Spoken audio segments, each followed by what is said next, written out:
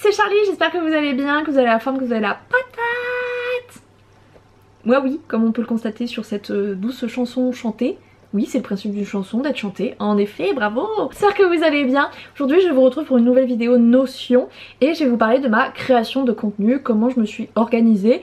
Honnêtement, je pense que c'est le truc que vous pouvez retrouver le plus facilement sur internet. Je n'ai vraiment pas inventé l'eau chaude. C'est le truc le plus basique et le plus simple à mettre en place, je pense. Cependant, si jamais vous êtes un petit peu perdu, etc., cette vidéo n'est pas là pour vous expliquer comment on va faire ça, hein.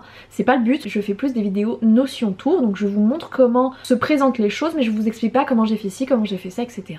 Ça, si jamais vous voulez le faire, je suis partenaire affiliée de Julia et Julie, donc I Don't Think I Feel, des créatrices qui font des formations et notamment elles ont fait une formation Notion. Je suis affiliée, donc je suis partenaire avec elles, c'est à dire que si vous passez dans le lien dans la description, c'est vraiment si vous passez dans le lien dans la description, si vous achetez la formation, elles se disent ah ok, donc un tel vient de la part de Charlie, donc on va verser une petite com à Charlie parce que c'est sans doute grâce à elle que cette personne a découvert notre formation. Donc moi je reçois un petit pécule qui n'est pas à négliger, n'est-ce pas? Vous payez le prix totalement classique, logique, vous ne payez pas plus, vous ne payez pas moins, vous payez vraiment le prix lambda quoi.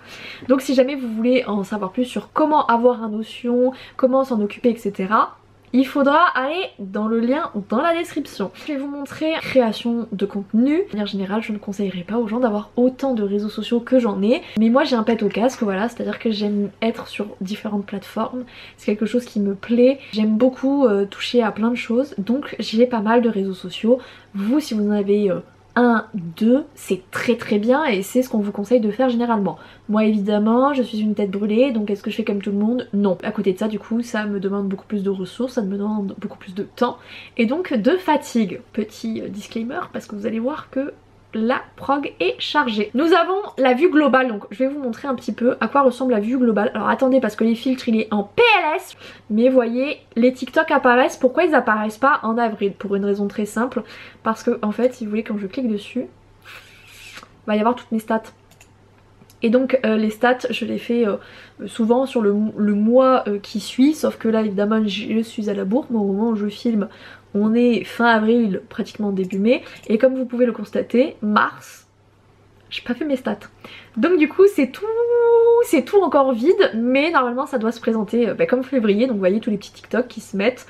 Il y a des jours des fois où ça saute un petit peu hein, quand il y a la fatigue. Insta, si vous me suivez sur cette plateforme, c'est absolument très simple. Un carrousel le jeudi, et 2 réels dans la semaine, un le mardi, un le samedi. Quand c'est la sortie d'un nouveau bouquin, je mets les réels titres, les réels stories, etc. parce qu'en fait je vais mettre 2 carousels dans la semaine. Voilà, pour essayer d'être un peu plus présente et pour dire oh coucou mon livre il est là.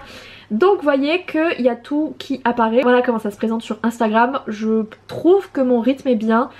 Pourquoi? Parce que du coup moi les réels c'est des trucs qui sont tirés de TikTok, ça me prend donc moins de temps à faire et c'est vrai qu'on va pas se mentir que j'ai limite plus de likes sur mes réels que sur mes carousels qui me prennent 4 fois plus de temps. Les TikTok apparaissent, un truc que j'ai fait, j'ai mis tout le nom de mes bouquins, sachant que j'ai pas mis les tomes parce que sinon c'est trop le beans. Quand je dois faire mes statistiques ou quoi, je vois, voilà, sur combien de fois j'ai communiqué sur tel bouquin. J'avais fait un test, d'ailleurs la vidéo est dispo sur YouTube, de savoir est-ce que TikTok vaut le coup en tant qu'auteur ou autrice dans sa communication. Donc du coup j'avais fait un test avec un bouquin qui tourne plus vraiment, qui est Playing Boss. Les autres, et ben c'est tout ce qui est de la communication qui n'intègre pas certains de mes livres. Par exemple sur TikTok ça peut être des trends ou ça peut être des trucs où je parle de mon ressenti d'autrice. Là comme c'est pas de la promotion de mes bouquins, j'ai fait le choix en fait de mettre un autre qui est un peu la catégorie fourre-tout. Parce que c'est le plus simple pour moi. Sur YouTube il y a quand même pas mal de autres parce que du coup ben voilà, le Notion par exemple, les petits bilans lecture, les vlogs etc. c'est du contenu autre. Voilà, en juin sortie Misty et du coup bah là en tag on n'a pas autre, on a le titre du bouquin. Si vous êtes comme moi et que soit vous avez différents projets sur lesquels vous bossez en même temps ou que vous êtes carrément auteur, artiste etc. et que vous êtes du genre à bosser sur plusieurs livres en même temps, c'est à dire que moi généralement je suis toujours en train de minimum communiquer sur un et écrire sur un autre. C'est chouette parce que ça vous permet tout de suite d'avoir un tag très précis en mode ok donc ça parle de ça et moi c'est vrai que ça m'aide beaucoup. Et aussi Voilà le type de contenu parce que vous l'avez vu du coup, hein, on a de Insta, on a du TikTok, on a du YouTube, de la newsletter et on a le blog. Donc moi j'ai beaucoup de canaux, je ne vous conseille pas de faire ça évidemment.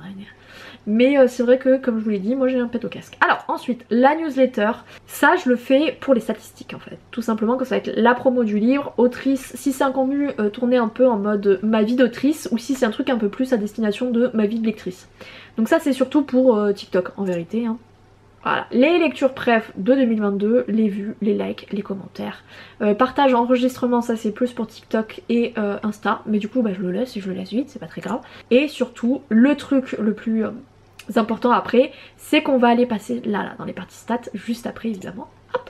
Et donc là, dans les newsletters, voilà, il y a ça. Je marque globalement le sujet principal de la newsletter. Donc là c'était la précommande des arcanes plus le bilan du mois. Ça va pas être le titre définitif. Je sais que dans le meilleur des mondes, si j'étais quelqu'un de bien, j'écrirais directement mes newsletters. Là je mettrais tout, vous savez là dans les petits commentaires ou juste ici dans l'entrée etc. Je mettrai le titre, les tags etc. Je ne fais pas ça.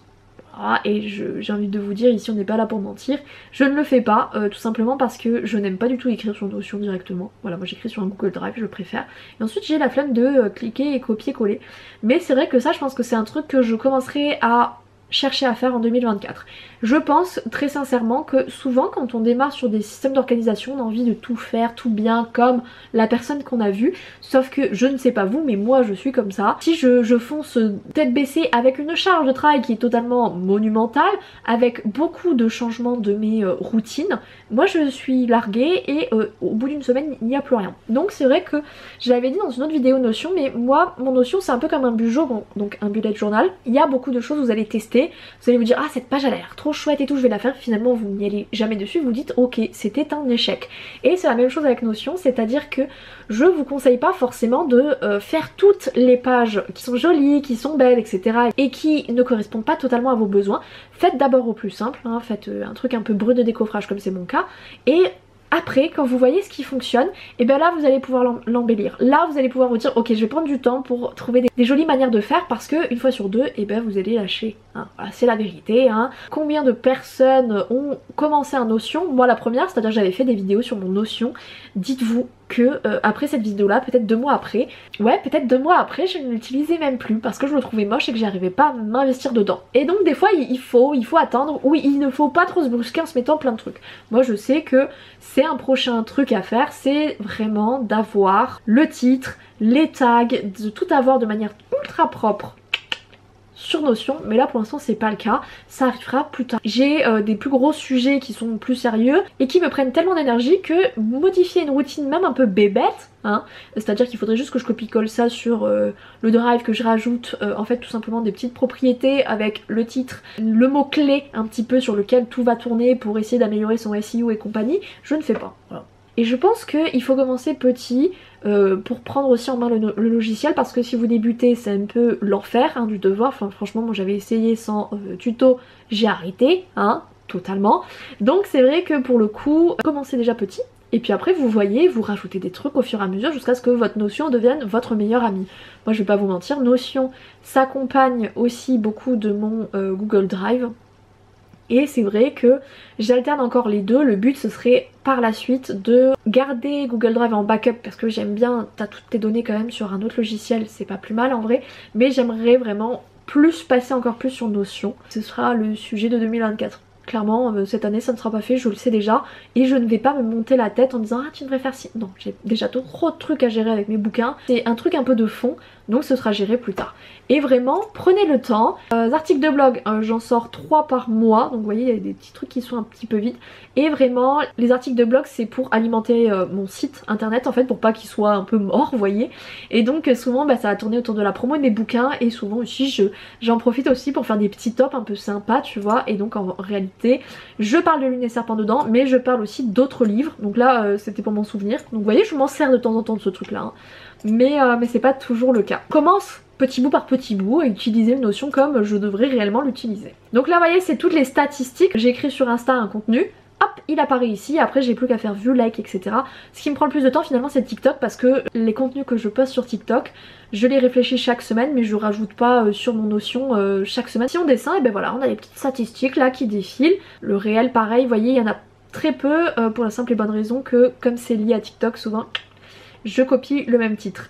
Donc voilà à quoi ça ressemble et à quoi ressemble finalement mon contenu éditorial et mes statistiques. J'ai une autre page et qui pour l'instant ne me convient pas du tout, donc je vais vous la montrer très vite, très rapide, parce qu'elle ne me plaît pas, je ne l'aime pas, je n'arrive pas à trouver quelque chose qui me convienne totalement, donc c'est un peu en mode ouais. Vous voyez, donc là j'ai les statistiques abonnés, j'ai les liens pour un petit peu partir, donc soit sur le contenu, soit directement sur l'onglet statistiques, et j'ai les récaps, donc avec toutes les statistiques, etc.